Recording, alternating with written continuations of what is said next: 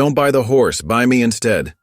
The words rang out sharp over the clamor of the dusty auction yard, slicing through the cold wind and the jeers of a crowd eager for a spectacle. Men turned, grinning, waiting for the joke to land. But she wasn't joking.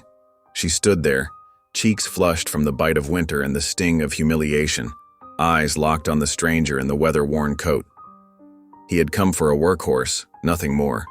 A creature to carry his burdens through the long snow ahead. Yet somehow, a moment later, he was walking away with her instead. Folks muttered behind their hands, calling her nothing but trouble, big as a draft mule and with an appetite to match. But there was something in her gaze, steady, defiant, that the cold couldn't put out. He thought he was just offering shelter, a roof, a fire, a chance. But storms don't always blow in from the mountains. Sometimes they come wearing a human face, carrying papers, claims, and secrets meant to change the shape of a life. And as snow thickens and unseen riders close in, it becomes clear the fight ahead won't be for an animal, or even for her. It will be for something far greater. Before we dive into today's story, I'd love to know where you are watching from. Seeing your comments really reminds me why I do this every day. The late November wind whistled through Elk Fork's empty boardwalks, sending swirls of snow dancing across the muddy Main Street. Caleb Drury guided his limping mule past the general store, his worn boots squeaking against cold leather. The animal's uneven gait had been slowing him down for days. With winter coming on fast, he needed a strong workhorse to help maintain his small ranch in the high country. The auction yard buzzed with activity despite the bitter weather. Miners in patched coats huddled around smoking barrels, warming their hands while eyeing crates of supplies. Ranchers in heavy sheepskin jackets called out bids on winter feed and tack. Their voices carried over the steady drum of snowflakes hitting the canvas awnings. Caleb tied his mule to a post and stamped his feet, trying to work, feeling back into his toes. A broad-chested draft horse caught his eye, just what he needed for hauling firewood and breaking trail through deep snow. The beast had good conformation, with thick fetlocks and a calm demeanor. Caleb was calculating how high he could bid when the auctioneer's voice cut through the general commotion. "And here we have a strong gal, Hattie Mae." The crowd's attention shifted. Through the falling snow, Caleb saw a young woman standing on the auction block. She was heavy-set, wearing a threadbare dress despite the cold. Her eyes were fixed on the muddy ground. A man who must have been her father gave a harsh laugh. "She eats more than that horse you're looking at, mister." He gestured at the draft horse. "Might as well get some work out of her before she eats me out of house and home." Laughter rippled through the crowd. Caleb's jaw tightened. He'd seen enough cruelty in his years as a mountain man to last several lifetimes. He started to turn away, not wanting any part of this public humiliation. But then the young woman raised her head and met his gaze. Her dark eyes held a mix of desperation and dignity that stopped him in his tracks. "Don't buy the horse," she called out clearly, though her voice shook slightly. "Buy me instead." The crowd roared with laughter. Several men made crude jokes, but Caleb couldn't look away from those eyes. He saw something in them, a spark of fierce determination beneath the fear. Without fully understanding why, he raised his hand. $5, he called out. The laughter died down.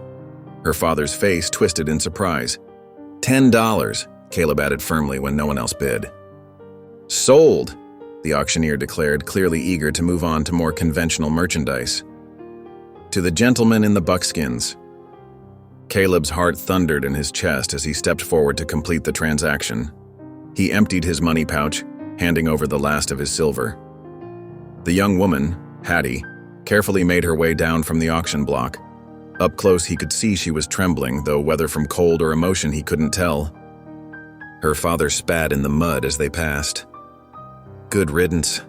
Don't come crying back when she empties your larder." Caleb said nothing but placed a protective hand on Hattie's shoulder, steering her away from the jeering crowd. They found a quiet corner behind the livery stable, where the sweet smell of hay mixed with horse breath in the cold air. Steam rose from the warm bodies of the stabled animals, mingling with their own clouded breaths. "Thank you," Hattie said softly, wrapping her arms around herself. I know what they all think of me, but I'm a hard worker. I can cook real well, and I'm good at mending clothes. I can help with whatever needs doing on your place. Her words came out in a rush.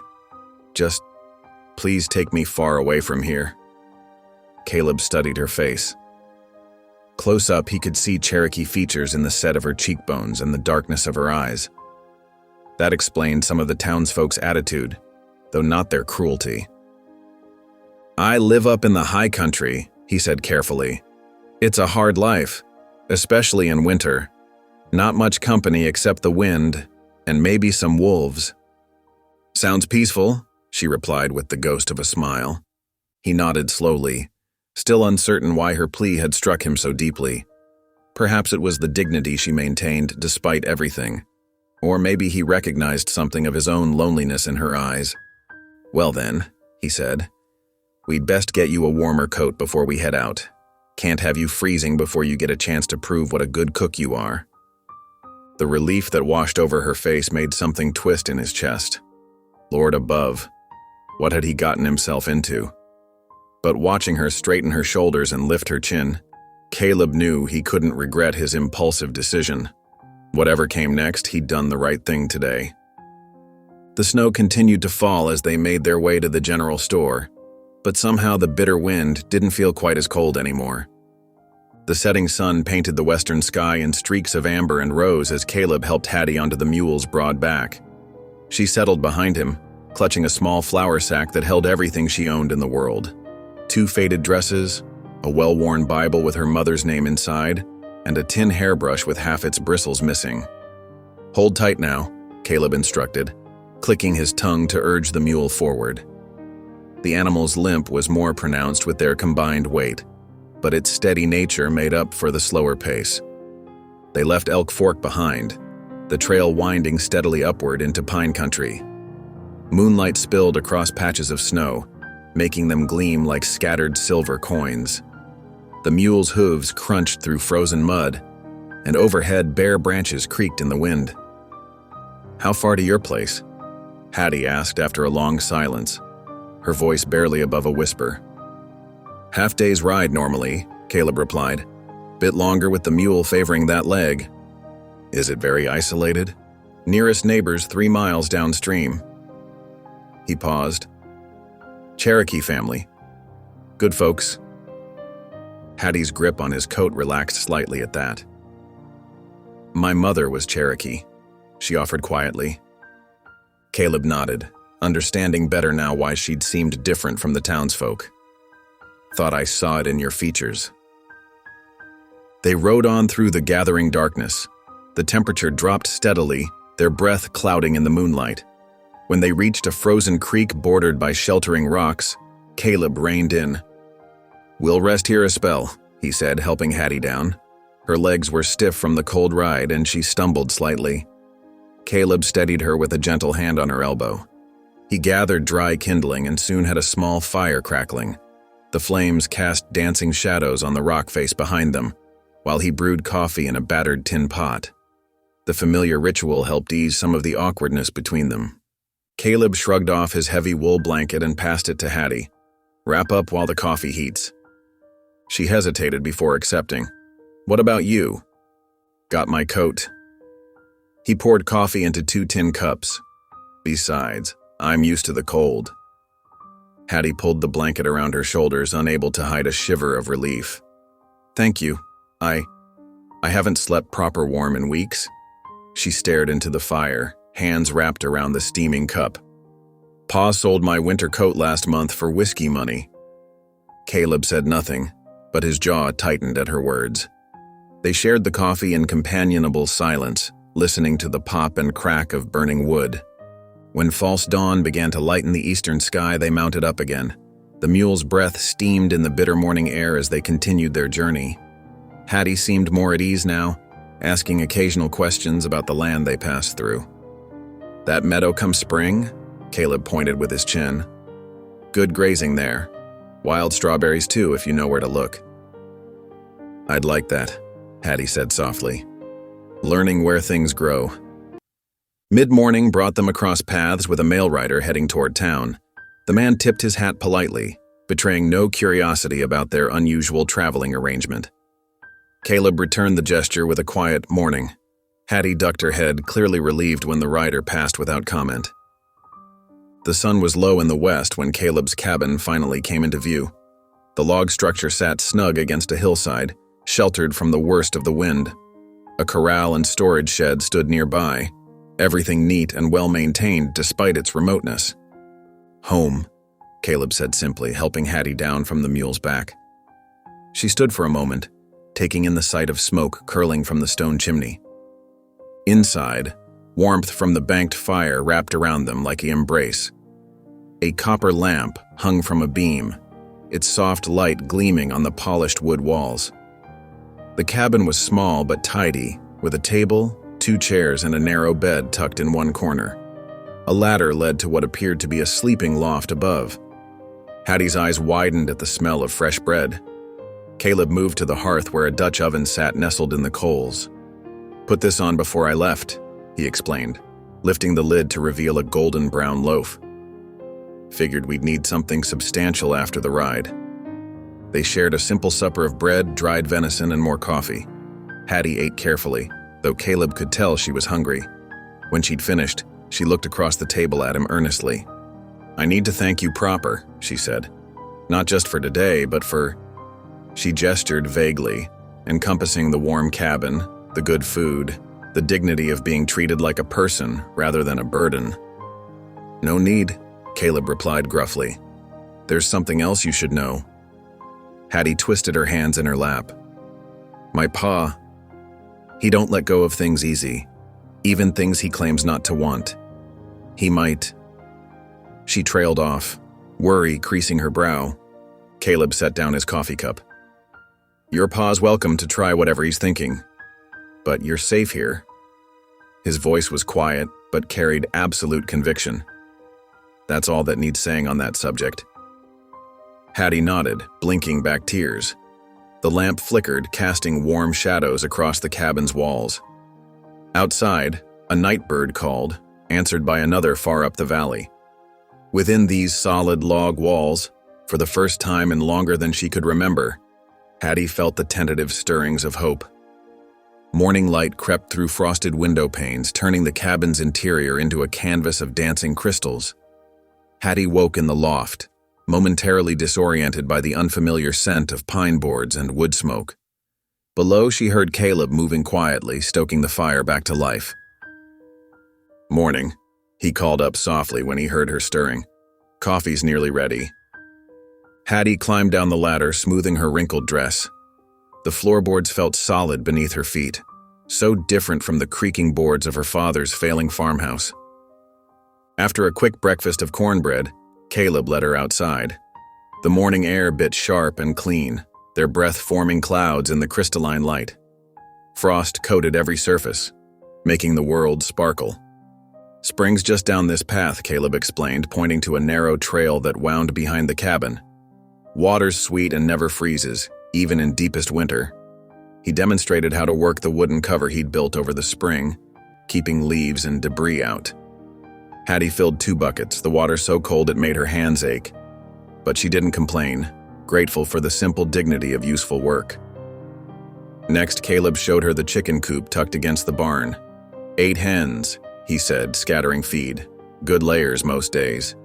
The chickens clucked and scratched, pecking at the grain by their feet. "I know chickens," Hattie said, already checking the nesting boxes. She emerged with 4 brown eggs cupped carefully in her hands. "We had them at home before—" She trailed off, not wanting to speak of how her father had sold or eaten their entire flock during one particularly bad drinking spell. Back in the cabin, Hattie proved her worth in the kitchen. She mixed biscuits with a practiced hand, the dough light and perfect. Soon the smell of baking bread and sizzling bacon filled the small space. They ate by the fire, its warmth pushing back the morning chill. Caleb couldn't remember the last time he'd enjoyed such a well-prepared meal. "These are mighty fine biscuits," he said quietly. Hattie ducked her head at the praise. "My mother taught me. She said good food brings people together." The day settled into a rhythm of necessary tasks, Caleb worked at his saddle bench, repairing a torn stirrup leather. The familiar motions of pushing the heavy needle through tough leather helped him think. Hattie threw herself into cleaning with determined energy. She scrubbed the plank floor until the wood gleamed, then tackled the windows. Outside, she split kindling with precise strokes, building the pile higher than Caleb had seen it in months. As evening approached, Hattie prepared a simple supper of beans and the leftover biscuits. While she worked at the stove, she began humming softly, an old hymn that made Caleb's chest tighten unexpectedly. Sarah, his wife, had loved that same tune. He could almost hear her voice joining Hattie's gentle melody. The memory hit him like a physical blow. He stood abruptly, moving to the door for a breath of cold air. Behind him, Hattie's humming faltered. "I'm sorry," she said quickly. "I didn't mean to—" "No," Caleb interrupted. "It's fine, just reminded me of someone is all." Before Hattie could respond, the sound of approaching hoofbeats cut through the gathering dusk. Caleb's hand moved instinctively toward his rifle, but he recognized the steady clip-clop of a law horse. A knock at the door confirmed his guess. Deputy Earl Mathers stood on the porch, snow dusting his shoulders. He removed his hat, revealing worry lines creasing his forehead. "Evening, Caleb," the deputy said, then nodded to Hattie. "Miss Carter." "What brings you up the mountain, Earl?" Caleb asked, though dread was already pooling in his stomach. The deputy shifted uncomfortably. "Official business, I'm afraid. Miss Carter's father filed an abduction claim this afternoon. Says you took his daughter against her will." "That's a lie," Hattie burst out, her face flushing with anger and fear. Caleb's jaw tightened. "She came willing. Asked me to take her, in fact. Half the town saw it happen." "Maybe so," Earl said, "but right now it's her word against her father's. Judge Tillman will be making his circuit through town in about a month. He'll want to hear both sides." Hattie's hands trembled as she gripped the back of a chair. "Judge Tillman?" she whispered. The deputy nodded. "Known your father a long time, hasn't he?" "Shared more than a few hands of cards, if I recall." A gust of wind rattled the door in its frame, making the copper lamp swing wildly. Shadows danced across Hattie's face, which had gone as pale as new milk. "That all you came to say?" Caleb asked, his voice hard. Earl replaced his hat, already turning toward his horse. "Just delivering the message. Court date will be set once the judge arrives." He paused. "Watch yourself, Caleb. Carter's been making noise in town, stirring up sympathy with talk about his poor stolen daughter." The wind caught the door as the deputy left, slamming it with enough force to make the windows rattle. The lamp swayed overhead, its light shifting eerily across the cabin's walls. Hattie sank into a chair, her earlier confidence evaporating. "A month," she whispered. "What can happen in a month?" Caleb wished he had an answer that would ease the fear in her eyes. But they both knew that in a frontier town, a month could change everything. And not always for the better. Dawn brought a heavy sky promising more snow. Caleb had been awake for hours, turning over their predicament in his mind. He found Hattie in the kitchen, already working on breakfast, her movements careful and precise despite her obvious worry. "We need to talk," Caleb said, settling into his chair by the stove. "About what's coming." Hattie paused in her work, shoulders tense. "Yes, sir. First off, no need for sir. Just Caleb will do." He watched as she nodded, relaxing slightly. "What the deputy said last night, about Judge Tillman being friendly with your father, that makes things harder. We need proof you came willingly, something more than just your word against his." "What kind of proof?" Hattie asked, wiping her hands on her apron. "Legal papers would be best. Property deeds, letters from respected folk, anything showing you've got rights of your own." Caleb leaned forward, elbows on his knees. "Did you bring any papers with you?" Hattie's eyes widened. "My mother's envelope." She hurried to her flour sack in the corner, pulling out a worn oilskin packet from its depths. "I almost forgot about this. Pa never knew I had it." Her fingers trembled as she carefully opened the weathered envelope. Inside were several yellowed papers, crisp with age. She spread them on the table, and Caleb moved closer to examine them. "This here," Hattie said, touching one document reverently. "It's a grazing rights letter. The Indian agent gave it to my mother before she married Pa. It marks out land along the tribal borders where her family's cattle could graze." Caleb studied the paper, his expression brightening. "This could be exactly what we need. These rights would have passed to you when your mother died. It's proof you've got property separate from your father's control." Hope flickered in Hattie's eyes. "Really?" "Yes, but we need someone who knew your mother to verify it." Caleb straightened, making a decision. "I know just who might help. The Greyfeathers, they're Cherokee folk I trade with. Their place isn't far, and Mrs. Ruth Greyfeather knows everybody's business going back 50 years. They set out after the morning chores, Caleb on his mule and Hattie riding his gentle bay mare. The air was sharp with coming snow, and their breath frosted in clouds. As they rode, Caleb noticed Hattie sat a horse well despite her size. She handled the reins with quiet confidence, another skill her father had probably overlooked. The Greyfeather place lay nestled in a protected valley, smoke rising straight from the chimney of their solid log house. Dogs announced their arrival, and Mrs. Ruth Greyfeather appeared on the porch, a tall woman with silver-streaked hair and keen, dark eyes. "Caleb Drury," she called out in welcome. "Been wondering when you'd bring furs this season." Her gaze shifted to Hattie, who had dismounted and stood nervously smoothing her skirt. "Mrs. Greyfeather?" Hattie said softly, offering a slight bow of respect. "I'm Hattie Mae Carter. My mother was Sarah Redbird." Ruth Greyfeather's face transformed with recognition. Sarah's girl. She came down the steps quickly, taking Hattie's hands in hers. "I should have known. You have her eyes. Come in, both of you. The wind's getting sharp." Inside, the house was warm and smelled of wood smoke and cooking. Ruth sent her youngest grandson to fetch her husband from the barn, then disappeared into a back room. She returned carrying a bundle wrapped in soft doeskin. "I've kept this safe," she said, carefully unwrapping the package to reveal a dress of buckskin, elaborately decorated with intricate beadwork in blues and whites. "Your mother made this the summer before she married your father. She was the finest beadworker in 3 villages." Hattie touched the dress with trembling fingers. "I never knew. Pa wouldn't talk about her people or her ways. She was a good woman, your mother. Kind to everyone." Ruth looked up as her husband entered, and soon the house filled with family members, each bringing dishes to the table. They shared a hearty supper of venison stew and fresh cornbread, the Greyfeathers telling stories of Sarah Redbird's generosity and skill, how she had helped birth babies, tended the sick, and kept peace between settlers and Cherokee families. Hattie drank in every word, tears sometimes sliding silently down her cheeks. "Your mother would be proud of you," Ruth said, patting Hattie's hand.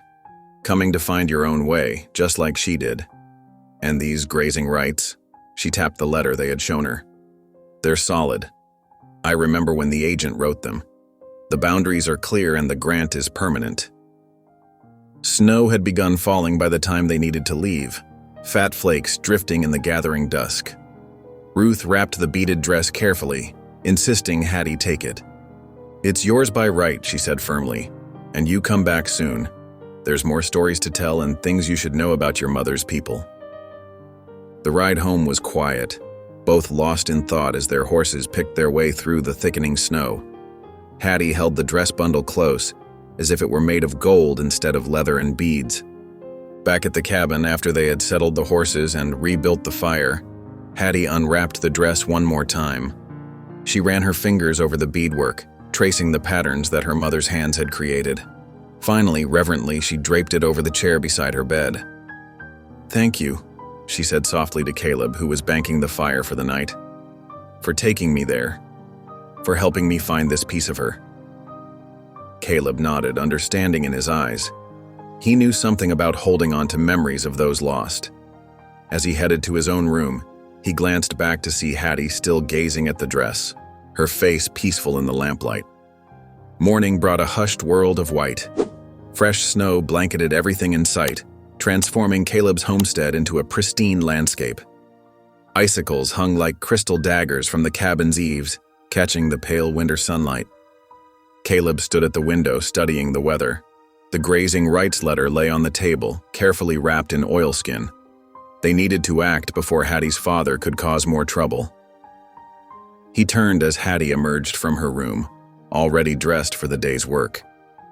"We ought to file these papers at the reservation agency," he said, gesturing to the letter. "Make it official-like before your father tries anything else." Hattie nodded, her face set with determination. "How far is it?" 2 days' ride if the weather holds." Caleb pulled out his worn trail map, spreading it across the table. "We'll need supplies. Winter travel ain't easy." They spent the morning preparing. Caleb headed to the tool shed where he carefully sharpened his axe blades on the whetstone. The rhythmic scraping filled the cold air as he worked, checking each edge with his thumb. Sharp tools could mean the difference between comfort and misery on the trail. Inside the cabin, Hattie packed provisions with careful attention. She wrapped fresh bread she'd baked the day before, hard cheese that would travel well, and measured coffee beans into a canvas bag. Her movements were quick and sure, showing her experience with household tasks. The path to the barn needed clearing before they could lead the animals out. They took turns with the heavy wooden shovel, working together to clear the deep snow. Hattie proved stronger than she looked, moving steady loads despite the cold. Caleb found himself appreciating her quiet competence.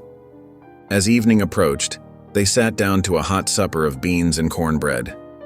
Steam rose from their tin cups as Caleb explained their route, tracing it with his finger on the map spread between their plates. "We'll follow Elk Creek downstream," he said, pointing to the blue line. "There's a trapper's cabin halfway. Good place to warm up. From there, it's another day to the agency post." Hattie listened intently, asking sensible questions about the terrain and what to expect. The lamplight caught the worry in her eyes, but her voice stayed steady. That night, the wind picked up, howling through the pine trees like a living thing. The cabin's logs creaked and settled, but held warm against the storm. Caleb checked the animals one last time before turning in, making sure the barn doors were secured against the weather. Morning dawned clear and bitter cold, their breath frosted in the air as they led the animals out. Caleb mounted his mule, while Hattie settled onto the bay mare. She wore Caleb's old wool coat, too big but warm, with a scarf wrapped around her face against the wind. The creek lay frozen and silent beside their trail, ice thick enough to bear a wagon's weight. Snow draped the pine boughs overhead, occasionally dropping soft clumps when the wind stirred. Their animals moved carefully, hooves crunching through the crusty surface of the snow. By midday, they reached the trapper's cabin. It was a simple one-room shelter, but the stone fireplace drew well. Caleb soon had a fire crackling, while Hattie set water to boil for coffee. "My mother used to tell stories about traveling in winter," Hattie said softly, warming her hands around her tin cup. "She said her people knew how to read the weather in the way smoke rose from fires, or how the birds flew." Caleb nodded. "The Cherokee know this country better than any man with a map. Your mother's folk lived here long before the rest of us showed up." They rested until their fingers and toes tingled with returning warmth, then continued on. The afternoon sun cast long blue shadows across the snow as they rode. Hattie seemed lost in thought, perhaps remembering more of her mother's stories. When dusk began creeping through the trees, Caleb found them a sheltered spot to make camp. He showed Hattie how to build a small fire, teaching her to stack the wood so it would burn steady and hot while protected from the wind. "Dig a pit first," he explained, demonstrating with his axe. "Then the flames won't show so far. Less smoke, too." Hattie proved an apt student, asking careful questions and watching closely as he worked.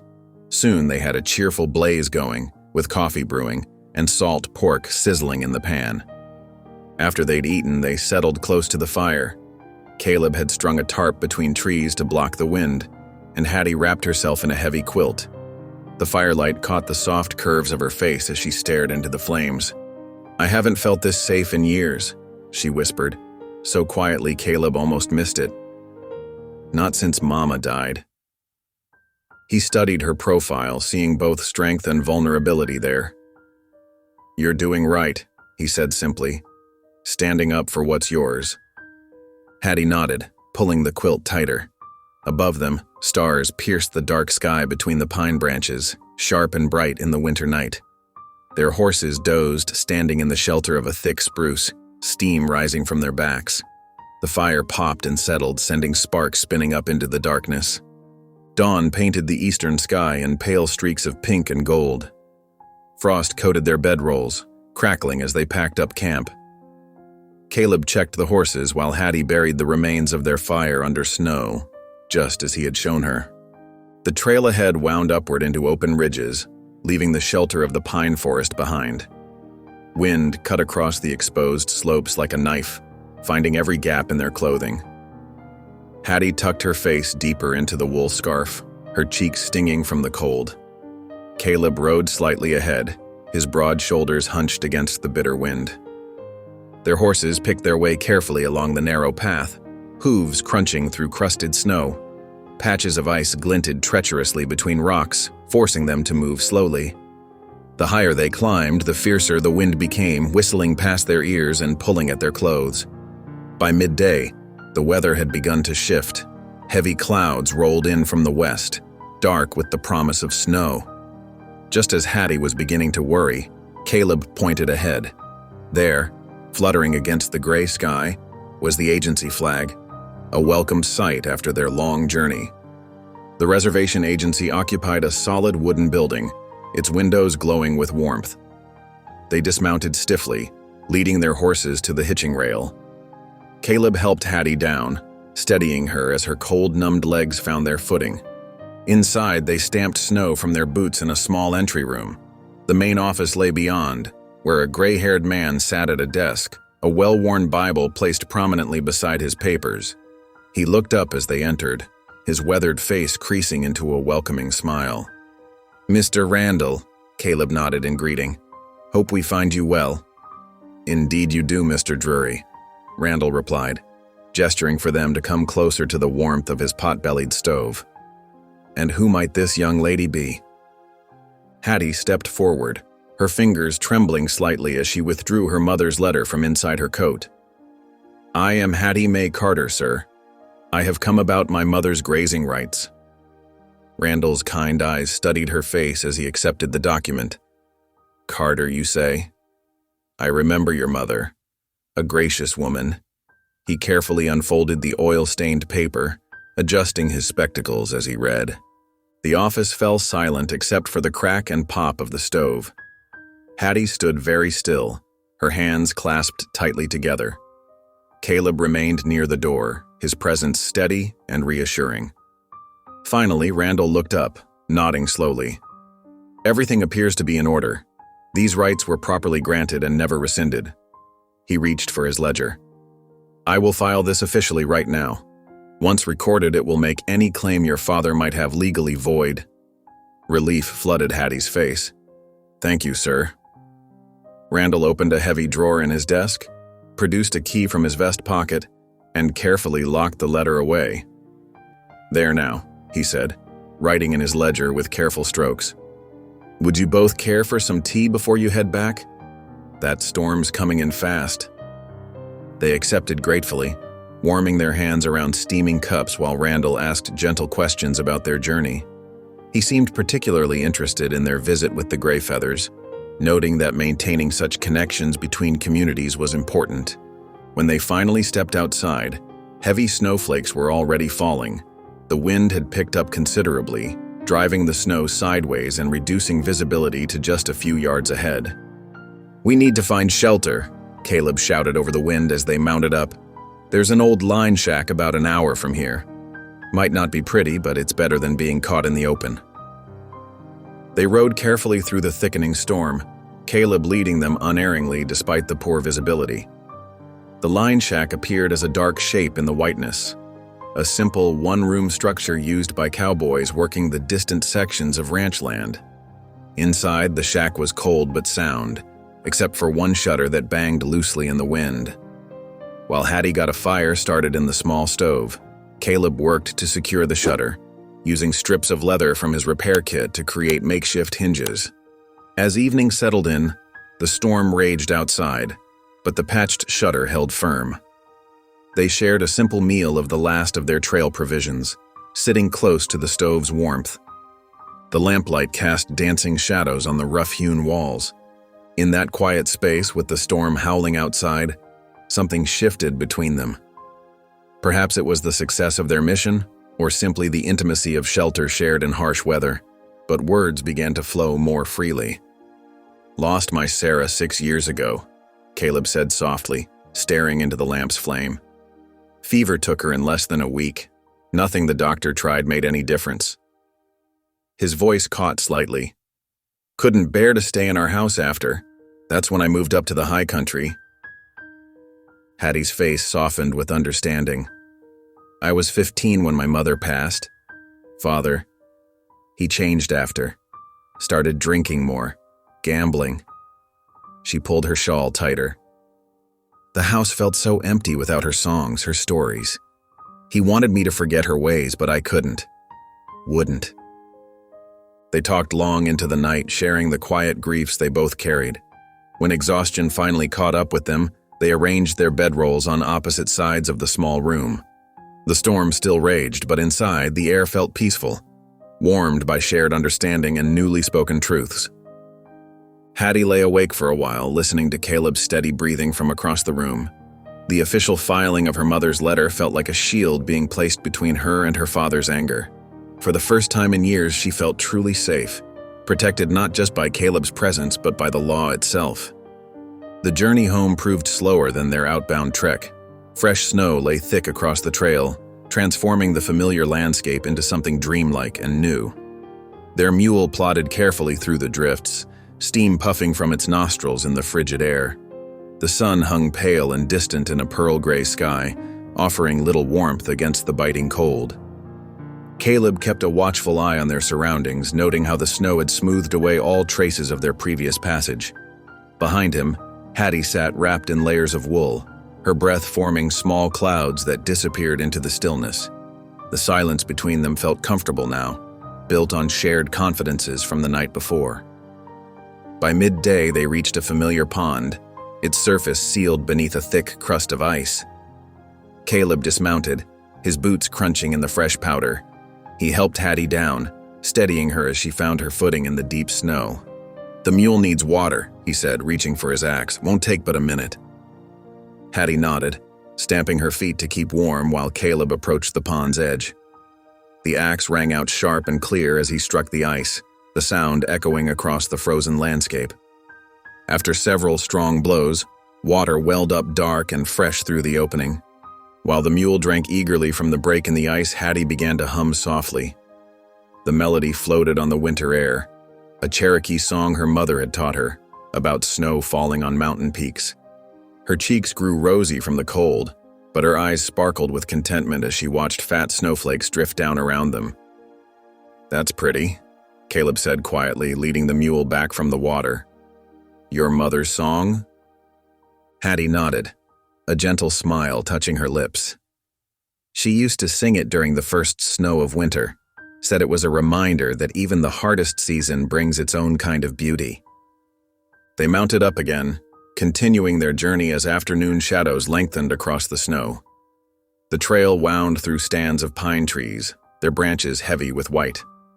Occasionally, clumps of snow would fall with soft thuds as they passed beneath. The sun was setting when they finally caught sight of the cabin, its familiar shape a welcome sight against the darkening sky. A thin curl of smoke rose from the chimney, evidence that Caleb had banked the fire well before their departure. The sight of it brought relief to them both, promising warmth and shelter after their long journey. Caleb helped Hattie down from the mule, then led the tired animal to the barn. While he took care of the mule, Hattie made her way to the cabin, pushing open the heavy door. Inside, the air held just enough warmth to take the edge off the cold. She immediately set about stoking the banked coals, adding kindling until flames flickered to life. When Caleb entered a short while later, stamping snow from his boots, the cabin had begun to warm. They worked together with practiced ease, Hattie preparing a simple supper while Caleb brought in more firewood. Soon, the smell of warming beans and fresh cornbread filled the small space. They ate in comfortable silence, both tired from the journey but satisfied with its success. The lamp cast a warm glow across the table as Hattie began clearing away their empty plates. Caleb rose to help, but something caught his eye through the window. In the fading twilight, he could make out tracks in the snow around the corral, fresh ones that hadn't been there when they arrived. Someone had been circling the fence line, studying the property while they were away. "Hattie," he called softly, not wanting to frighten her. "Come look at this." She joined him at the window, her face growing serious as he pointed out the tracks. They stood together, watching as darkness settled over the yard, making the tracks disappear into shadow. "Could be just passing through," Hattie suggested, but her voice held a note of uncertainty. Caleb shook his head slowly. "No one just passes through up here, especially not in this weather." He moved to the door, checking that the heavy bar was secured across it. "We'll keep everything locked up tight tonight." They finished cleaning up in silence, both aware of the darkness pressing against the windows, every creak of the cabin settling, every whisper of wind through the eaves seemed to carry new meaning. Hattie kept glancing at the windows, though nothing could be seen now except their own reflections in the lamplight. The next morning dawned clear and cold. Caleb was up before first light, checking on the animals and studying the mysterious tracks in the fresh snow. They led away from the corral in a clear trail, winding between the trees before disappearing into the dense pine forest. He followed them for a short distance, noting the size and pattern of the hoofprints. A single horse, well shod, not the unshod ponies the local Indians favored. The rider had taken care to stay just within the tree line, where they could observe the cabin without being easily spotted. Unease settled in his stomach as he turned back toward home. The tracks told a clear story. Someone had been watching, waiting, studying their movements. Whether it was Hattie's father or someone working for him, the intent was clear enough. When he returned to the cabin, he found Hattie already up and working at the stove. The smell of molasses and ginger filled the air as she mixed cookie dough in a large bowl, her movements quick and purposeful. She looked up as he entered, reading the concern in his expression. "What did you find?" she asked, though her tone suggested she already knew the answer. "Single rider," Caleb replied, hanging up his coat. "Came in from the north, circled the whole property, then headed back the same way." Hattie nodded slowly, returning to her mixing with determined focus. He recognized it for what it was, an attempt to keep her hands busy, to distract them both from the weight of what the tracks meant. The familiar motions of baking offered comfort but couldn't quite dispel the tension that had settled over the cabin. She spooned the cookie dough onto the baking sheet with careful precision, each movement measured and deliberate. The routine of it seemed to steady her, though her shoulders remained tense. Caleb built up the fire and put coffee on to brew, the familiar tasks feeling somehow different in the heavy silence. The morning passed slowly. Sunlight streamed through the windows, making the snow outside sparkle brilliantly, but neither of them could fully appreciate its beauty. Every sound from outside, the crack of a snow-laden branch, the call of a winter bird, drew their attention. The tracks in the snow served as a constant reminder that their sanctuary wasn't as secure as they had believed. Hattie's cookies came out of the oven golden brown and fragrant, but even their sweet aroma couldn't quite lift the mood. They shared them with coffee, seated at the table where they could both keep an eye on the windows. The silence between them had changed from the comfortable quiet of the previous days to something more watchful, more aware. Neither spoke of what the tracks might mean or who might have left them. They didn't need to. The possibilities hung in the air between them, as tangible as the steam rising from their coffee cups. Their recent victory at the agency felt suddenly fragile, like spring ice that could crack at any moment.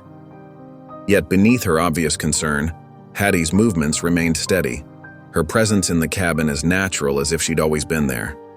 She hummed softly as she worked, not her mother's song this time, but a hymn that seemed to speak of courage in dark places.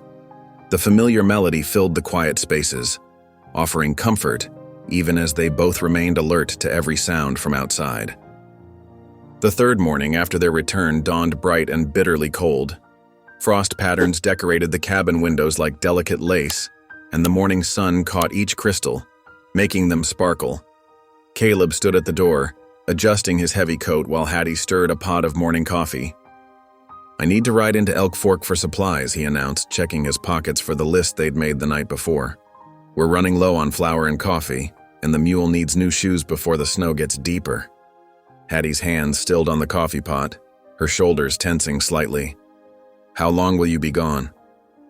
"Should make it back by dusk." Caleb moved to the corner where he kept his Winchester rifle. He checked the action, then loaded it carefully before holding it out to her. "Keep this close. Stay inside with the door barred." She took the rifle, handling it with familiar respect. Growing up on a homestead, she knew her way around firearms. "I'll keep watch," she promised, testing the weight of the weapon in her hands. Caleb nodded, satisfied. "There's extra ammunition in the drawer by my bed if you need it." He paused, then added quietly, "Anyone comes calling, you don't open that door." "Not for anyone." "I understand."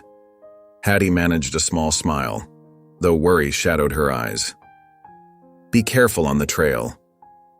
The morning air bit at Caleb's face as he mounted up, the mule's breath coming out in thick white clouds. He glanced back at the cabin one last time, seeing Hattie's face at the window. She raised her hand in farewell, the rifle visible at her side. The ride into town took most of the morning, the trail treacherous with patches of ice hidden under fresh snow. Caleb kept the mule to a steady pace, knowing a lame animal now could mean death in the deepening winter.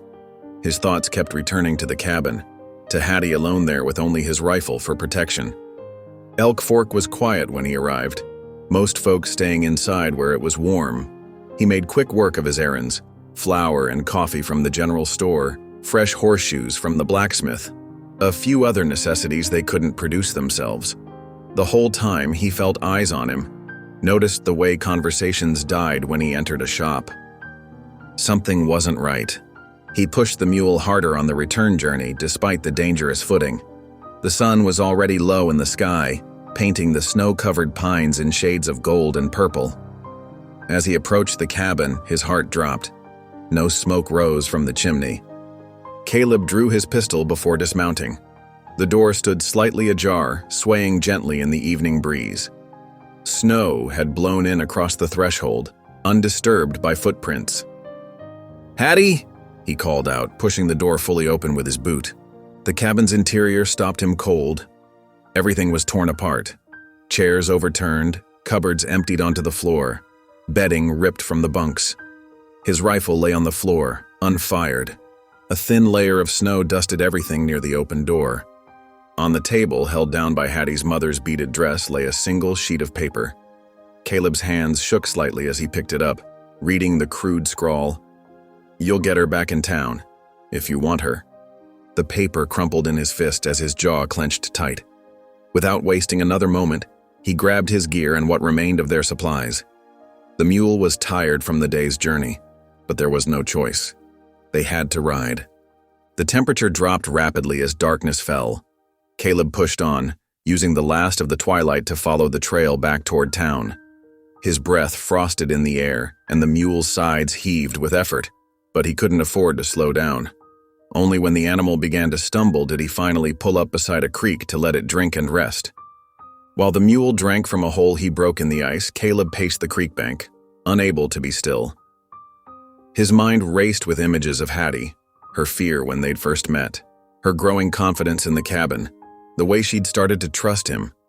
Now she was back in her father's hands, and the thought made his blood run cold. The moon rose, casting enough light to travel by, but the mule was done. Caleb knew pushing the animal further would only leave him stranded. With bitter resignation, he made camp beneath a sprawling cedar, its branches offering some shelter from the wind. He didn't bother with a fire, just wrapped himself in his blanket and leaned against the cedar's trunk. Sleep came in fits and starts, broken by every sound in the darkness: the crack of freezing branches, the distant cry of a coyote, the whisper of wind through pine needles. Each time he dozed off, he saw Hattie's face, heard her voice begging him not to buy the horse, but to buy her instead. The eastern sky was barely beginning to lighten when Caleb mounted up again. The mule moved stiffly in the pre-dawn cold, but at least it was rested. They made steady progress as the sun rose, the trail winding through stands of snow-laden pines. When they passed near the Greyfeather's cabin, Caleb turned off the main trail. Smoke rose from their chimney, and he could see movement in the yard. Mrs. Ruth Greyfeather looked up from feeding her chickens as he approached, her experienced eyes reading the urgency in his posture. "They took her," Caleb said without preamble, his voice rough from the cold night. "Her father's men must have been watching the cabin. They've got her in town." Ruth's face hardened with understanding. She called out in Cherokee to someone inside the cabin, then turned back to Caleb. "We will come. By nightfall, we will be there. The agent must know of this. It breaks the agreement." Caleb nodded, grateful for the promise of support but unable to wait himself. "I'm riding on ahead. Much obliged for your help." "Be careful," Ruth cautioned, her dark eyes serious. "That man plays with marked cards and not just at the table." The warning followed Caleb as he urged the mule back onto the main trail. The path narrowed here, hemmed in by thick stands of pine. Fresh snow had fallen during the night, covering any tracks that might have shown which way Hattie's captors had taken her. His hands tightened on the reins as he rode, knuckles white with cold and tension. The prayer came unbidden to his lips, whispered into the winter air. "Lord, keep her safe. Just keep her safe until I get there." The mule's steady gait marked time as they traveled, each step bringing them closer to town, and to whatever waited there. Caleb's mind worked through possibilities, strategies, trying to guess what Hattie's father might be planning. The man was a gambler used to stacking odds in his favor. This wouldn't be a simple confrontation. The morning wore on, sun climbing higher but offering little warmth. Caleb's throat was dry, his muscles aching from the cold and the long hours in the saddle. But he couldn't stop thinking about Hattie alone and afraid, back in the grasp of the man who had tried to sell her like livestock. His jaw clenched tighter. Whatever it took, whatever price he had to pay, he would get her free. The life they'd started building together at the cabin, quiet mornings over coffee, shared work through the day, evenings warm by the fire. He wasn't about to let that slip away without a fight. The trail began its final descent toward Elk Fork, and Caleb felt the weight of what waited ahead settle over him like a heavy blanket of snow. Somewhere in that town, Hattie needed him. And this time, he wouldn't just lead her away. He would make sure she was truly free. The winter sun hung low on the horizon as Caleb guided his tired mule down Elk Fork's main street. Shop windows glowed with early lamplight, and smoke curled from every chimney against the deepening blue sky. But something was wrong. The usual afternoon quiet had been replaced by a crowd's restless energy flowing from the direction of the auction yard. His stomach twisted as he heard familiar jeering voices carried on the wind.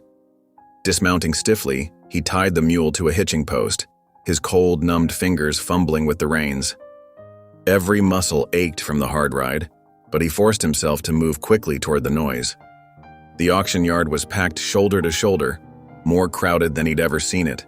Miners, still dusty from their shifts, stood alongside merchants in their wool coats, and ranch hands stamped their boots against the cold. Word had clearly spread fast about some special event. Caleb's jaw clenched as he realized what that must be. He shouldered his way through the press of bodies, ignoring the grumbles and curses his rough passage sparked. The auctioneer's platform came into view, torchlit against the gathering dusk. Caleb's heart stopped. There stood Hattie. She wore the same dress she'd had on when they'd first met, now wrinkled and travel-stained. Her hands were bound in front of her with rough rope, but she held her head high. Only the pallor of her face and the slight trembling of her shoulders betrayed her fear. Her father stood to one side of the platform, face flushed with drink and satisfaction. "Come on now, folks," he called out. "Who'll start the bidding on this fine worker? She may eat like a horse, but she works like one too." Laughter rippled through the crowd, cutting through Caleb like a whip.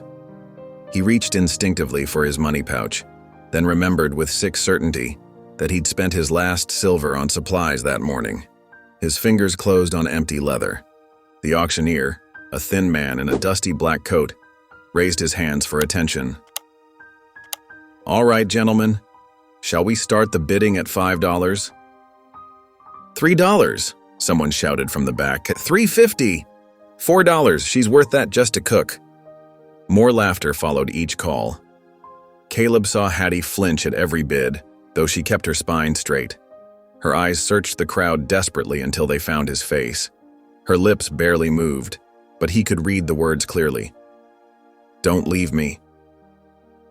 Something snapped inside him. He began pushing forward again, no longer trying to be gentle about it. People turned to stare as he shoved past, his boots ringing on the frozen ground. By the time he reached the front of the crowd, every eye was on him. Stop this. His voice came out low but carried clearly in the sudden quiet. This woman is not for sale. Hattie's father stepped forward, sneering. Oh? And who says so? The mountain man who stole her away. Where's your bill of sale, Drury? There is no bill of sale, Caleb said, letting his voice rise now to reach the whole yard. Because this was never a legal transaction. You know that, Carter. You were trying to sell your own daughter then, just like you're trying to now. Murmurs rippled through the crowd. Some of the laughter had died away, replaced by uncertain shuffling. She came with me of her own free will, Caleb continued, his eyes never leaving Carter's face. And she has legal claim to land of her own, through her mother's Cherokee rights. Rights you tried to steal when you took her from my cabin. Lies, Carter spat, but Caleb could see the flash of fear in his eyes. She's my daughter. I can do with her as I please. Can you? Caleb took another step forward. Can you sell what isn't yours? Can you ignore treaty rights? Can you kidnap a free woman from her home? His voice grew harder with each question. The Indian agent has her mother's papers on file. The Greyfeather family remembers her mother's claim. There are witnesses to everything you've done. The crowd's mood was shifting now. The entertaining spectacle they'd come for was transforming into something darker, something that made them uncomfortable. A few men near the back began to drift away. She's bloodkin, Carter protested, but his voice had lost some of its certainty. The law says she's a free woman, Caleb cut him off. The law says you can't sell what isn't yours to sell, and the law says treaty rights can't be broken, not even by a father. More murmuring from the crowd. Caleb could see faces turning toward Carter now, seeing him with new eyes. The merchant who'd been ready to laugh at his jokes now stepped back, not wanting to be associated with him. The miners who'd been calling bids found somewhere else to look. You're just trying to keep her for yourself, Carter shouted, desperation making his voice crack. You stole her once. I saved her, Caleb corrected quietly. From you. From this. He gestured at the auction platform, the torches, the rope around her wrists. And I'm doing it again. He mounted the steps of the platform in 2 long strides. Carter started forward but fell back when Caleb's hand dropped to his gun belt. The auctioneer scrambled out of the way as Caleb reached Hattie's side and began working at the knots binding her wrists. Anyone here want to stop me? Caleb asked, his voice carrying to every corner of the yard. Anyone want to defend a man who sells his own flesh and blood? Who breaks treaty law? Who kidnaps women from their homes? The silence that followed was heavy with shame. Men who'd been laughing minutes before now studied their boots or turned away entirely. Carter stood alone, his face twisted with thwarted rage. The ropes fell away from Hattie's wrists, leaving angry red marks behind. She rubbed at them, still trembling slightly, but her eyes were dry and fierce when she looked at her father. You have no power over me anymore, she said, her voice clear and steady despite her fear. Not by law, not by blood, not by any right under heaven. The last of the crowd began breaking up, men hurrying away into the gathering darkness. They'd come for entertainment, not to witness justice being served, not to face their own part in what had nearly happened. Carter's hand twitched toward his coat pocket. This isn't over, he growled. You can't. It is over, Caleb said with quiet finality. The Indian agent has her papers. The law knows what you tried to do. The whole town has seen the truth of you now. He stepped closer, dropping his voice so only Carter could hear. If anything happens to her, anything at all, they'll know exactly who to blame. Hold it right there. The sharp command cut through the tense silence. Sheriff Malcolm Thomas pushed through the dispersing crowd, his badge catching the torchlight. He was a tall man with iron-gray hair and eyes that had seen too much frontier justice gone wrong. Now what's all this commotion about? The sheriff's hand rested casually on his gun belt as he surveyed the scene. Caleb and Hattie on the platform, Carter seething below, and the last of the crowd hovering at the edges of the auction yard. "This man stole my daughter," Carter spat, jabbing a finger at Caleb, "and now he's trying to stop me from claiming what's mine." The sheriff's weathered face remained impassive. "That's so?" He turned to Caleb. "You got anything to say about these charges, Drury?" Caleb met the lawman's gaze steadily. "I do." He reached slowly into his coat, the sheriff's hand tightening on his gun belt, and withdrew a folded paper, creased and travel-worn. "I have proof that Hattie Mae Carter is a free woman with legal claim to her own land." Gasps rippled through what remained of the crowd. Carter's face darkened. "What trick is this?" "No trick." Caleb carefully unfolded the paper, holding it so the torchlight fell across the official letterhead.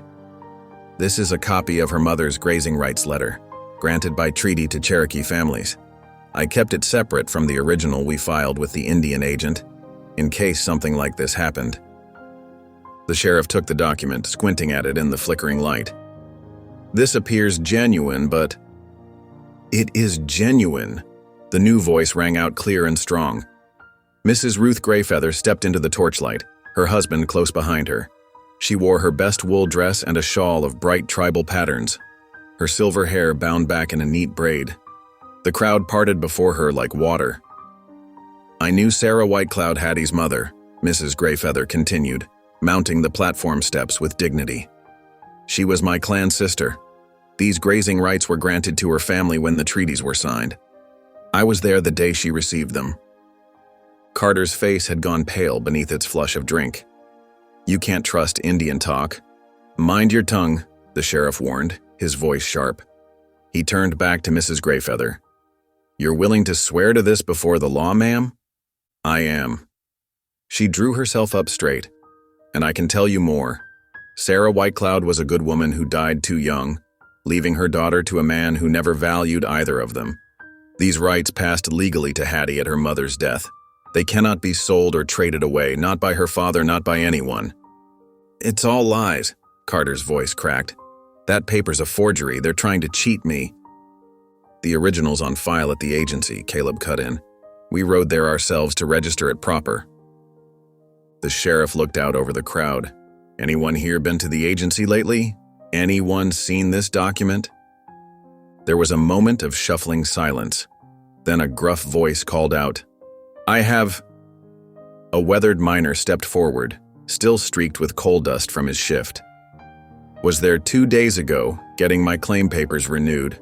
Saw the agent file those rights papers myself." He spat a stream of tobacco juice into the dirt.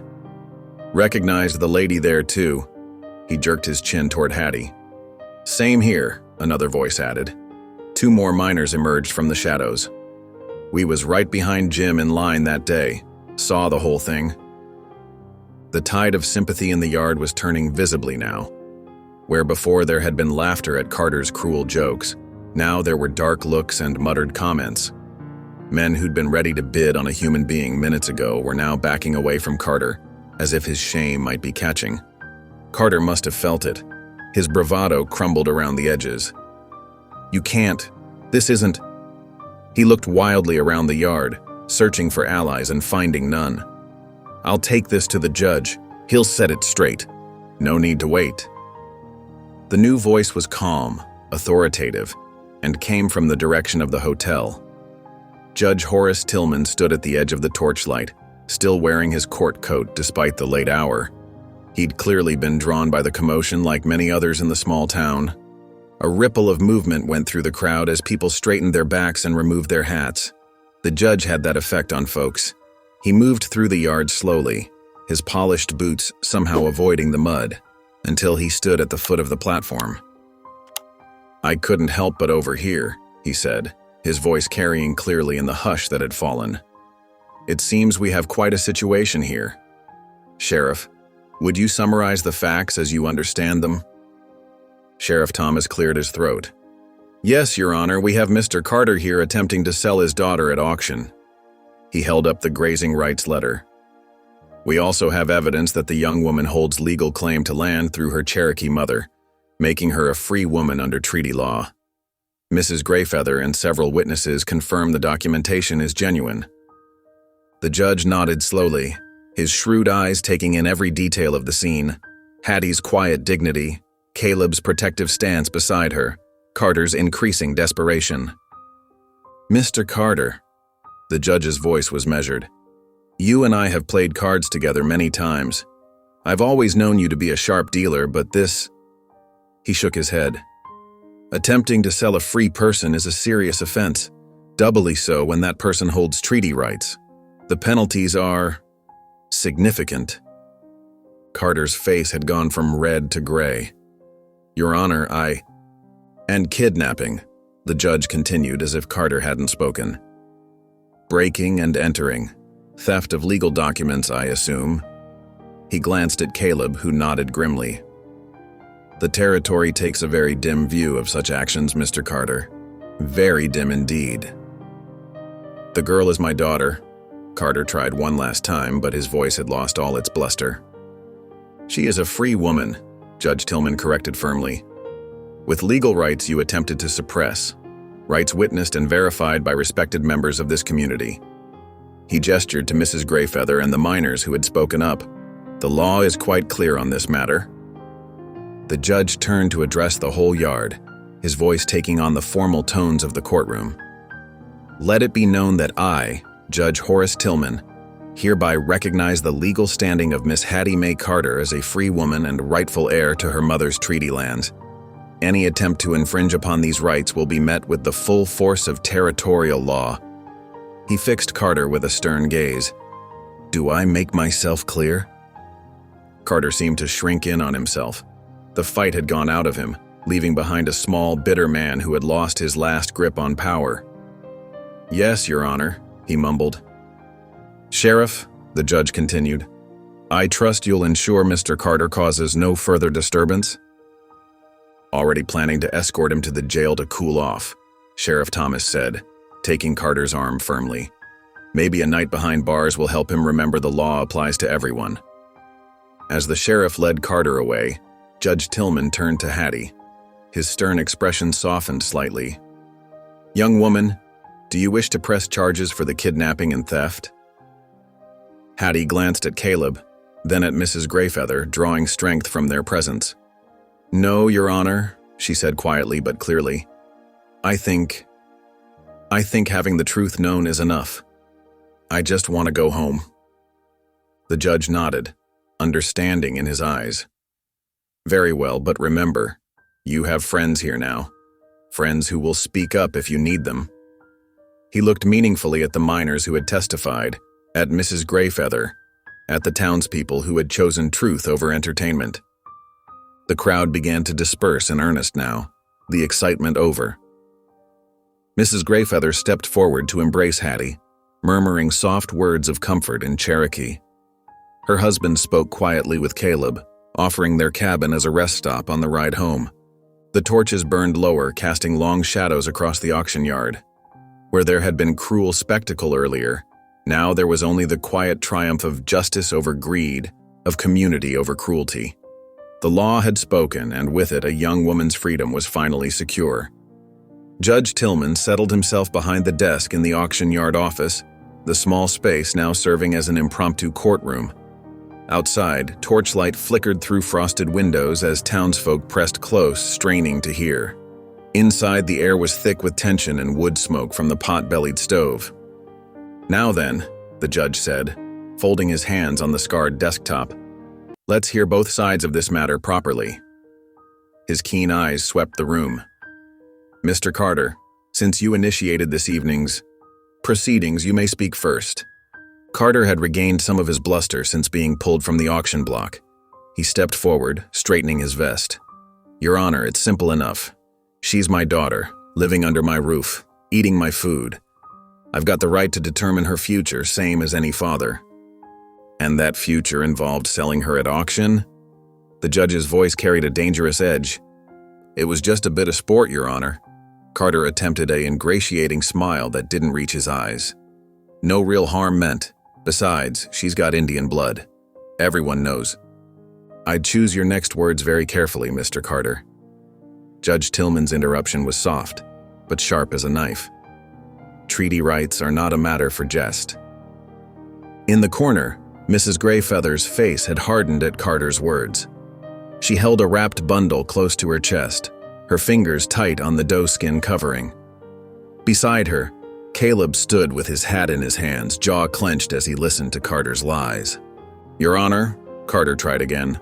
Whatever papers they claim to have, they're forgeries. Has to be. Sarah, my wife, she never had no special rights to nothing. That, said Mrs. Greyfeather, stepping forward, is the first of many lies. Her voice was clear and strong, commanding attention. Sarah Whitecloud was my cousin's daughter. She married this man against our counsel, hoping love might soften his heart. She fixed Carter with a look of deep disappointment. We were wrong about that. The judge nodded to her.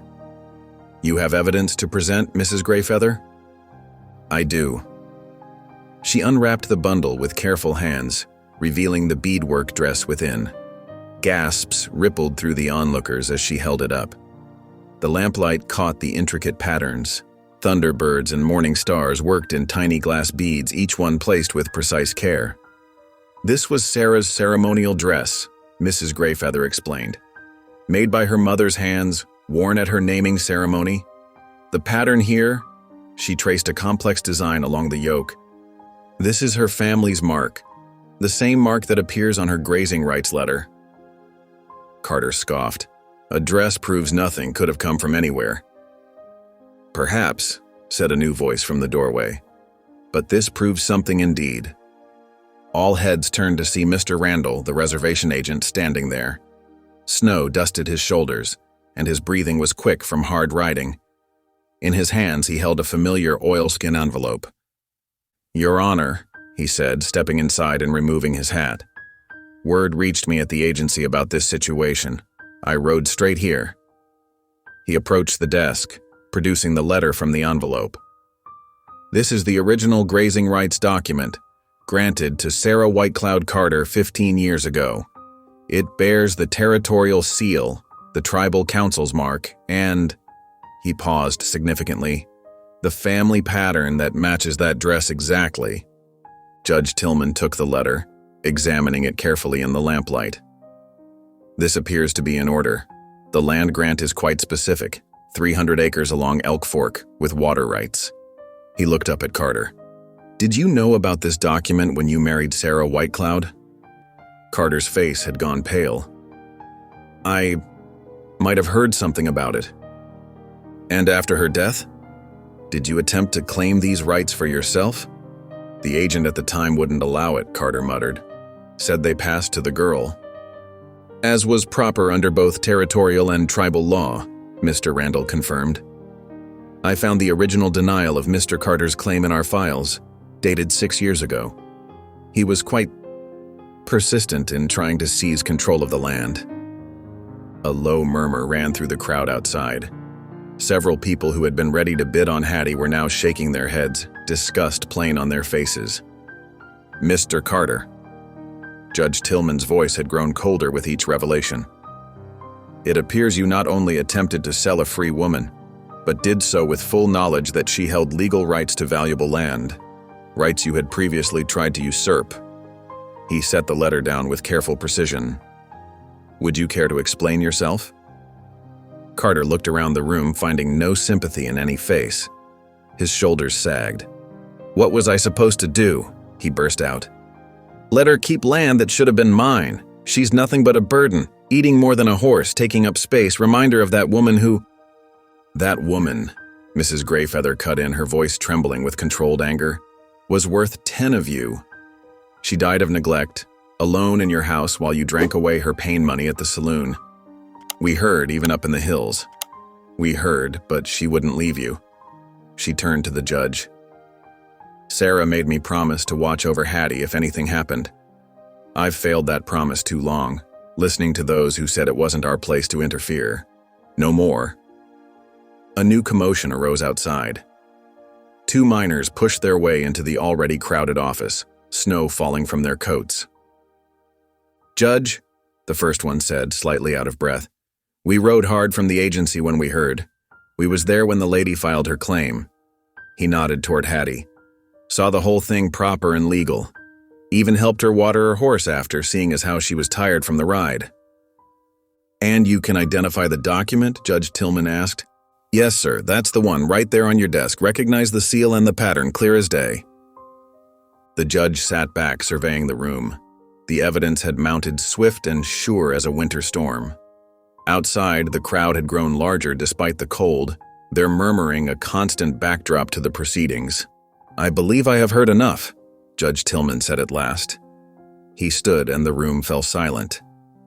"In the matter of Miss Hattie Mae Carter's status and rights, this court rules as follows. First, the grazing rights granted to Sarah Whitecloud Carter are hereby confirmed to have passed legally to her daughter. These rights include the specified 300 acres and water access." He fixed Carter with a stern look. "Any attempt to infringe upon or contest these rights will result in severe penalties." He turned to address Hattie directly. "Second, as a landholding woman of legal age, you are confirmed to be free and independent, answerable to no one's authority but your own and the law's. Your father's attempts to sell or control you are hereby declared null and void." A cheer went up from the crowd outside. The judge raised his hand for silence. "Finally, in light of his actions tonight and the evidence of prior attempts to seize tribal-granted lands, I hereby order James Carter to leave this town by sunrise tomorrow. Sheriff, you will escort him to the county line and see him on his way." The sheriff stepped forward, one hand resting meaningfully on his gun belt. "Be glad to, Your Honor." "But where am I supposed to go?" Carter protested weakly. "That," said Judge Tillman, "is no longer any concern of this court or this town. You have until sunrise." He turned back to Hattie. "Miss Carter, do you understand your rights as I've outlined them?" Hattie stood straight and tall, though tears of relief shone in her eyes. "Yes, Your Honor, I do." "Very well." The judge smiled slightly. "Then I believe there's no need for you to remain on that auction block a moment longer." The crowd parted as Hattie made her way to the door, legs shaking but head held high. She stepped out into the torchlit yard, where dozens of faces watched with newfound respect. The auction block stood empty now, its rough boards somehow less menacing in the winter night. Caleb waited at the bottom of the steps, his strong hands reaching up to help her down. She took them gratefully, stepping away from that platform and into the circle of his arms. The crowd erupted in cheers and whistles, winter caps flying into the air. Mrs. Greyfeather approached, still holding the beadwork dress. "Your mother would be proud," she said softly, pressing the garment into Hattie's hands. "She always said you had her strength, though you might not know it yet." Hattie clutched the dress close, breathing in the faint scent of sweetgrass that clung to the beadwork. "Thank you," she whispered. "All of you." Behind them, the sheriff was already leading Carter away toward the jail, where he would spend his last night in town. But Hattie didn't turn to watch him go. Her eyes were on the future now, on the home waiting in the hills, on the land that was rightfully hers, on the man whose quiet strength had helped her find her own. The night air was sharp with frost, but here in this circle of warmth and justice, spring didn't feel so far away. The journey back to the cabin felt different this time. Hope rode with them like an unseen companion, warming the winter air. Caleb led the way on his mule, with Hattie beside him on Mrs. Greyfeather's sturdy pony. Behind them, Mr. and Mrs. Greyfeather followed in their wagon, the wheels creaking softly through fresh snow. The late afternoon sun cast long shadows through the pines. Smoke from the cabin's chimney appeared first. Caleb had asked a neighbor to keep the fire going during their absence. As they drew closer, Hattie clutched her mother's beadwork dress tighter against her chest, wrapped carefully in its doeskin covering. "Home looks different now," she said quietly, just loud enough for Caleb to hear. He nodded, understanding more than she'd said. The cabin wasn't just shelter anymore. It was sanctuary, hard-won, and truly hers. They dismounted in the yard, snow crunching under their boots. While Caleb and Mr. Greyfeather tended to the animals, Hattie and Mrs. Greyfeather carried supplies inside. The cabin still showed signs of the break-in: scattered papers, upturned chairs, spilled flour dusting the floor like snow. "We'll set it right," Mrs. Greyfeather said firmly, already rolling up her sleeves. "A home needs order to hold peace." Together they swept and straightened, built up the fire, and filled the kettle. By the time the men came in, stamping snow from their boots, the main room looked almost normal again. Almost, except for the broken door latch which hung askew from splintered wood. "I'll fix that first thing," Caleb said, examining the damage. "For tonight we can brace it with a chair." Hattie moved around the kitchen with purpose, gathering what hadn't been spoiled or scattered. "I have beans we can cook, and there's still cornmeal in the barrel. With the supplies we bought in town, I can make a proper supper." Soon the cabin filled with warmth and familiar smells: beans simmering with salt pork, cornbread baking in the Dutch oven. Mrs. Greyfeather showed Hattie how to make dumplings the Cherokee way, explaining how her own mother had taught her the recipe. "Food tells stories," she said, dropping spoonfuls of dough into the pot. "When we share it, we share memory." While the women cooked, Caleb and Mr. Greyfeather checked the property's boundaries, making sure no unwelcome visitors lurked in the shadows. They returned as dusk settled, reporting all clear. They gathered around the table, a family formed by choice rather than blood. Hattie served each bowl carefully, starting with the elders as was proper. Steam rose from the beans and dumplings, carrying the scent of home and safety. "I want to thank you all," Hattie said, her voice steady despite the emotion behind it. "For believing me, for standing with me, for remembering my mother when others wanted to forget." Mrs. Greyfeather reached across the table to squeeze her hand. "You are your mother's daughter. We see her strength in you." After supper, while the men talked about spring planting and fence repairs, Mrs. Greyfeather beckoned Hattie to the corner where they'd laid out the beadwork dress. The lamplight caught the tiny glass beads, making them shimmer like stars. "See here," Mrs. Greyfeather pointed to a pattern of blue and white. "This is the river design. It means life flowing forward, never backward. Your mother added these red beads here, for protection." Her fingers traced each section with reverence. To care for it, brush gently with a soft cloth. Keep it wrapped in the doe skin when you're not wearing it. The leather breathes better than cotton. And most important, she smiled, wear it with pride when the time feels right. Caleb worked on the door latch while they talked, his movements careful and methodical. The rhythmic sound of his tools provided a steady counterpoint to their quiet conversation. Outside, snow began falling again, but softer now, like a blessing rather than a threat. They stayed up late, sharing stories by the fire. Mr. Greyfeather told tales of the old days, when buffalo still roamed the valleys. Mrs. Greyfeather spoke of Hattie's mother as a girl, learning to bead by moonlight.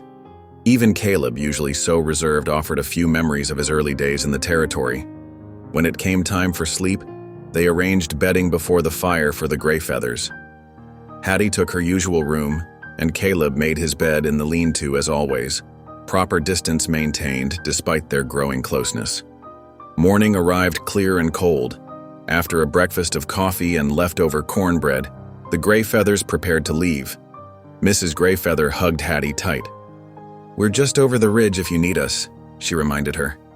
"Family looks after family." They watched until the wagon disappeared around the bend, then turned to face the day's tasks.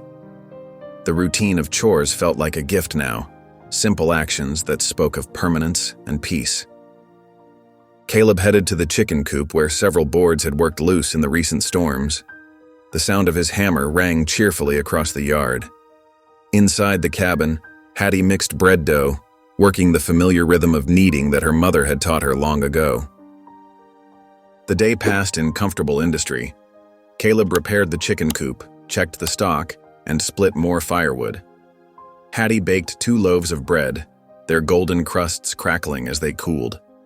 The smell of fresh bread filled every corner of the cabin, making it feel more like home with each passing hour. As evening approached, they settled into their usual places by the fire. Caleb poured coffee for them both, the cups warming their hands. The flames cast dancing shadows on the walls, and somewhere in the distance a lone coyote called to the rising moon. "I've been thinking," Caleb said after a while, his voice gentle in the firelit quiet, "about that south pasture, the one that borders your mother's land. Come spring, we could run some cattle there, build up a proper herd between the 2 properties." Hattie looked up from her sewing, hope brightening her eyes. "You mean work them together? The lands?" He nodded. "Makes sense. Good grazing on both sides, plenty of water. Your mother's grant gives you the water rights, and I've got the equipment. Together, we could make something real fine of it."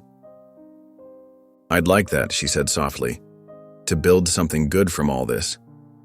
They talked quietly of future plans, what breeds of cattle to consider, where to place the new fencing, how many calves they might expect by next winter. Simple dreams, but solid ones, rooted in the land they both loved. The fire settled lower, sparks rising like tiny stars up the chimney.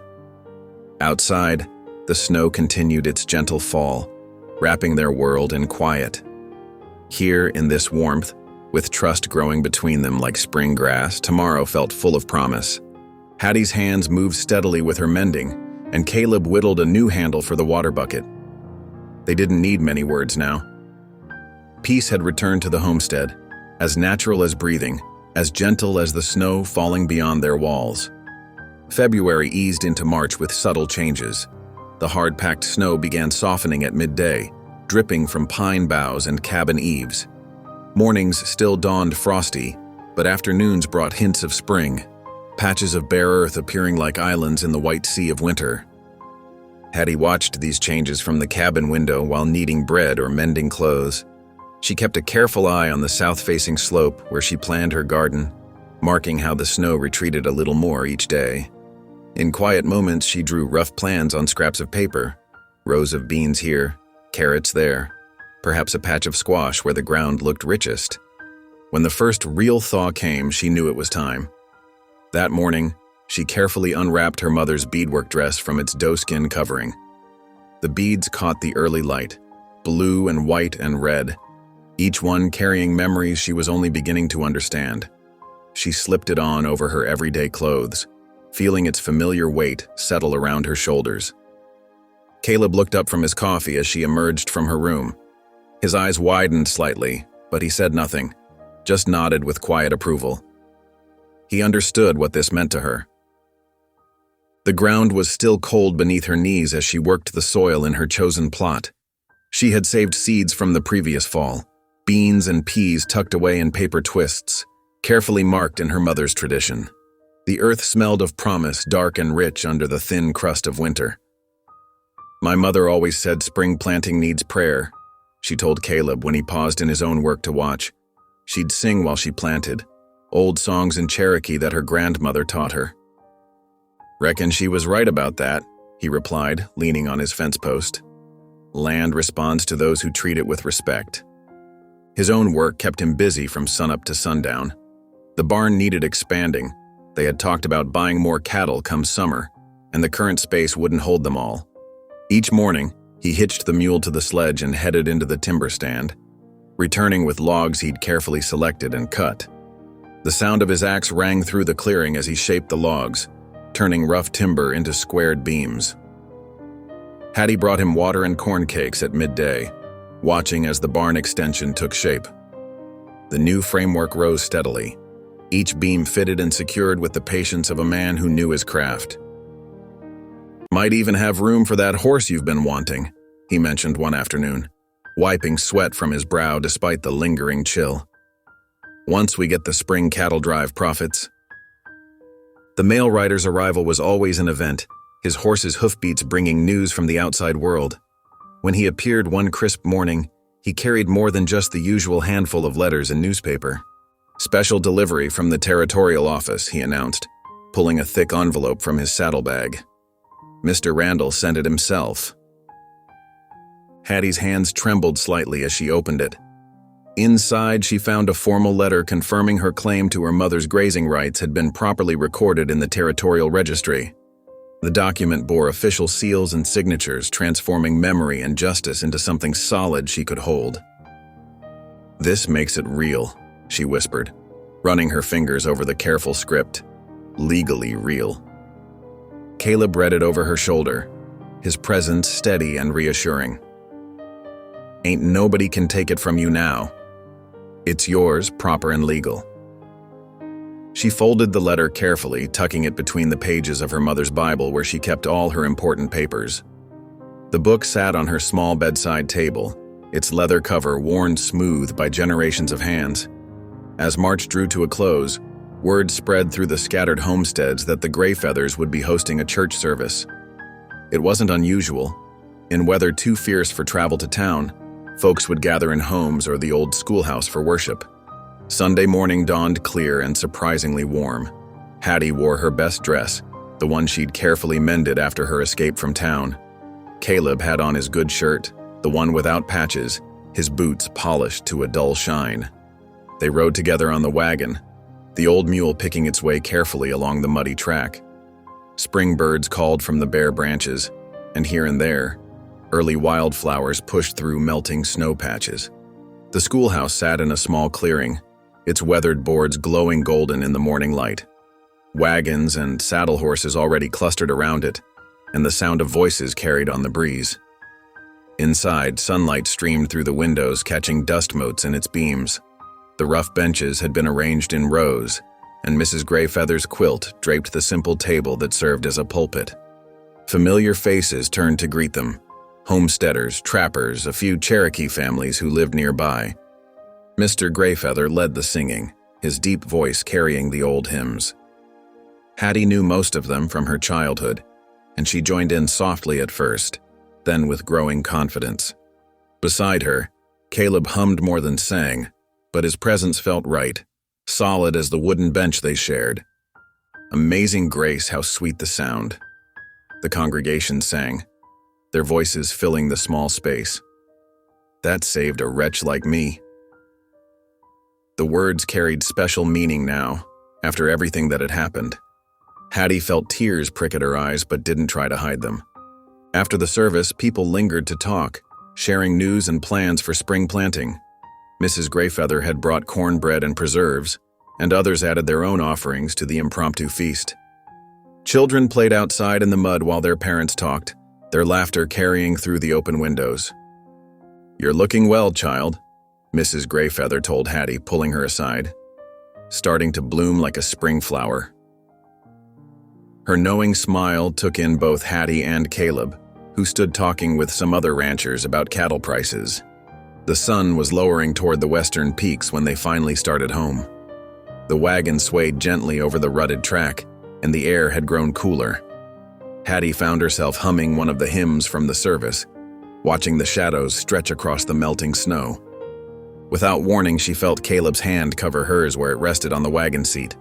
His palm was warm and work-roughened, and he didn't say anything, just held on, gentle but sure, as they rolled toward home through the gathering dusk. The gesture said more than words could have. It spoke of trust built slowly, of respect earned through shared work and trials. It whispered of possibilities, like seeds waiting beneath the snow for their own proper time to grow. They rode the rest of the way in comfortable silence, hands linked, while the first stars began to appear in the darkening sky. Ahead, smoke rose from their cabin chimney. Hattie had banked the fire well before they left, and the windows glowed with welcome. April brought a swift and dramatic transformation to the mountain valley. The last patches of snow retreated beneath warming sunshine, leaving behind earth rich with moisture. Almost overnight, tender green shoots began pushing through the dark soil, and the bare branches of aspens sprouted delicate leaves that whispered in the spring breeze. Morning revealed new changes each day. Purple crocuses dotted the meadow near the creek, their brave faces turning toward the strengthening sun. Robins returned to build their nests, their cheerful songs joining the dawn chorus. In the evenings, pairs of sandhill cranes danced in the wetlands, their haunting calls echoing across the valley. Hattie watched it all with quiet joy as she went about her daily tasks. She had planted her garden as soon as the ground had softened enough to work, carefully spacing the rows just as her mother had taught her. Now tiny seedlings were emerging, their bright green leaves unfurling with promise. The warming days brought Caleb and Hattie into a comfortable rhythm. They shared breakfast in the early morning light, then went about their separate chores, Hattie tending to the chickens and garden, Caleb working with the cattle or mending fences. They would meet again at midday, sharing a simple meal and quiet conversation before returning to their work. One particularly fine afternoon, as the sun began its slow descent toward the western peaks, Caleb approached the garden where Hattie was setting out onion sets. "Might be a good evening for a walk," he said, his voice carrying a hint of something more than casual suggestion. "Would you care to stretch your legs a bit?" Hattie brushed the soil from her hands and stood, noting how Caleb seemed unusually particular about his appearance. His shirt was freshly pressed, his hair neatly combed. "I'd like that," she replied, smoothing her own skirts. "Let me just wash up first." They set out together, following the well-worn path that led toward the eastern fence line. The air was sweet with the scent of new grass and wild mint. A meadowlark trilled from its perch on a fence post, and butterflies danced among the early wildflowers. Caleb walked beside her, matching his longer stride to her shorter one. His hands were clasped behind his back, and Hattie noticed he seemed deep in thought, though not troubled. They passed the new section of barn he had built, its fresh-cut timber still bright against the weathered walls of the original structure. When they reached the fence line, Caleb stopped. From this vantage point, they could see across most of the property. The cabin nestled against its protective stand of pines, the creek winding through green pastures, the garden plots Hattie had so carefully tended. "Been thinking," Caleb said finally, turning to face her. His voice was steady, but Hattie could see the emotion in his eyes. "About the future. About building something here. Something more than just a place to weather the seasons." Hattie's heart quickened, but she remained silent, letting him find his words. "When you first came here," he continued, "I reckoned I was just doing what any decent man would do. Didn't expect—" He paused, searching for the right words. "Didn't expect to find myself wanting more than decency, wanting a real partnership, a life shared." The meadowlark called again, its sweet notes carrying across the evening air. Hattie felt tears gathering in her eyes, but they were the good kind, the kind that came from joy too big for words. "I know I'm not much for fancy speech," Caleb said, his voice growing softer, "but I'd be honored if you'd consider making this permanent, building a life together, proper and legal." Hattie's smile bloomed like the spring flowers around them. Her eyes sparkled with both tears and mischief as she echoed words from what seemed like a lifetime ago. "Don't buy the horse, buy me instead." Caleb's laugh was warm and deep. "Best bargain I ever made," he replied, reaching for her hand. "Though I reckon this time we'll do it proper, with a preacher and rings and all." Their fingers intertwined naturally, familiar now with each other's calluses and gentle spots. They stood together for a long moment, watching the sun paint the western clouds in shades of gold and rose. The walk back to the cabin was unhurried, their joined hands swinging gently between them. They spoke of practical things, when to hold the ceremony, which neighbors to invite, how to arrange the cabin to make room for their shared life. But beneath the practical talk ran a current of joy, as steady and sure as the creek that watered their land. That Sunday morning dawned clear and bright. Hattie woke to the sound of church bells carrying across the valley from the small white church that served the scattered mountain community. The sound rang sweet and pure in the morning air, calling the faithful to worship.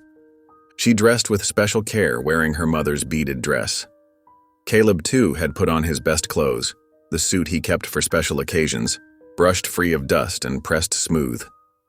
They rode to church together in the wagon, but this time there was something different in the air between them, a sense of certainty, of futures aligning. The little church was filled with morning light when they entered, the sun streaming through its simple windows to warm the wooden pews.